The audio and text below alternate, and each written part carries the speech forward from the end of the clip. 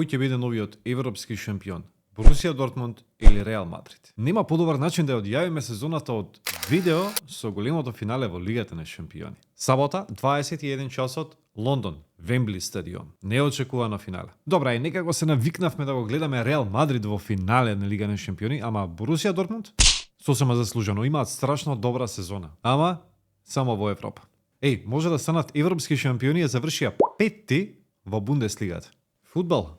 Значи завршија први во групата на смртта со ПСЖ, Милан и Њукасл. Па ги тепаат ПСВ, Атлетико Мадрид и Пари Сен-Жермен кон патот до финалето. И сега имаат шанси да го подигнат славниот трофеј за прв пат после 1997 година. Реално немаат тим за титула, бе. Пазете дека составот. Овој состав веројатно ќе настапи на финалето со Реал Мадрид. Кобел на голот во одбраната Риерсон или Рейсон, појма немам, Хумелс, Шлонтенберг и овој не знам тоа да го кажам, Матсен, Чан, Ройс, Сабицер, Адејеми, Санчо и Фулкрук. Интересен тим. И толку.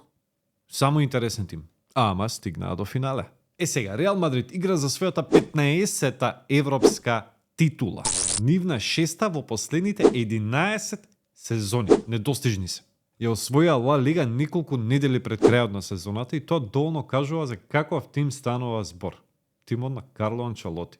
И сега ако го тепаат Дортмунд на Вембли, тоа ќе значи дека Реал Мадрид ќе стигне до титулата без ниту еден пораз сезонава во Лига на шампиони. Пазете ја сличноста. И во 2022 година и сега Реал Мадрид ја освои титулата на 4 кола пред крајот на сезоната. А во последното коло играше против Бетис и тогаш заврши надпревара 0-0 и сега надпревара завршува 0-0. Тогаш ја освоја шампионската титула во Лига на шампиони со Ливерпул во финале. И сега, тогаш најдобар стрелец на Реал Мадрид сезоната беше Карим Бензема, а финалето се играше во Париз. Сега најдобар стрелец е Белингам, а финалето се игра во Лондон. Па сега видете вие.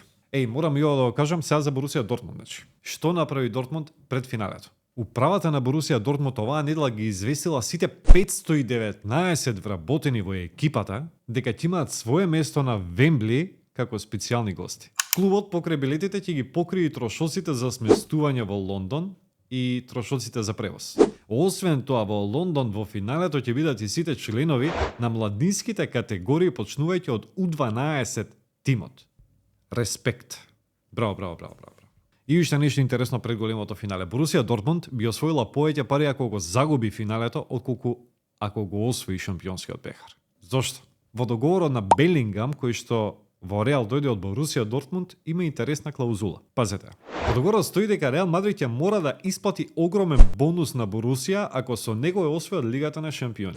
Така, ако Реал тепа ќе треба да ја плати на Борусија Дортмунд 25 милиони евра, кои ќе ги добие и за гарантираните 15 милиони евра од УЕФА како учесник во финалето.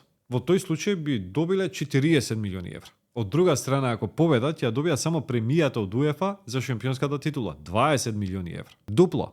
Достае. Во сабота сите пред телевизор. Дечки ќе биде лудо. И што мислите сега? Кој ќе тепа? Вака значи, јас ќе најавам за Борусија Дортмунд, веројатно затоа што се аутсайдери. Ама мислам дека Реал ќе тепа. А вашето мислење? Во коментар.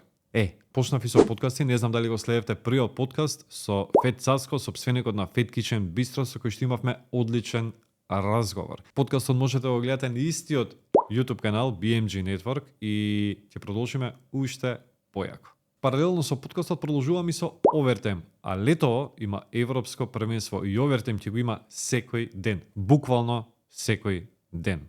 Сите надпревари. Ето тогаш, subscribe. Поздрав!